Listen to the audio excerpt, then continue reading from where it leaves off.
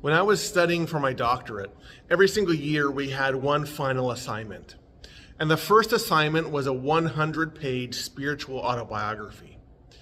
Now, a spiritual autobiography is different than a regular autobiography.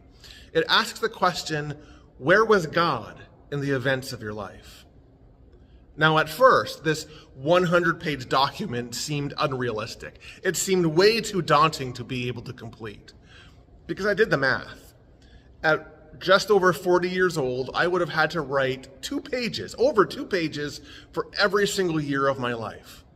Well, that seemed ridiculous. Was God really that active in my life? Frankly, I didn't think so.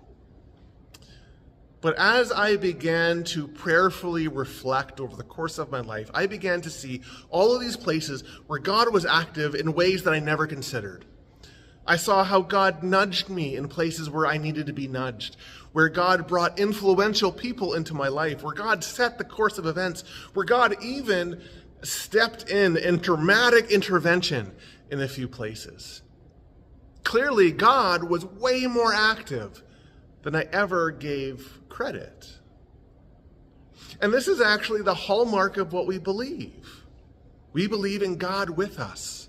We believe in a dramatic way that the God of the universe has stepped into this world, has stepped into our world. We never live isolated lives. We live our lives in the presence of God, and we live with the presence of God. And that means that God's Spirit and God's presence can be found, can be met, can be interacted with in the courses of our lives. Isaiah 63 has this wonderful phrase where Isaiah tells the people of Israel to retell the loving kindness of God, essentially to tell their story.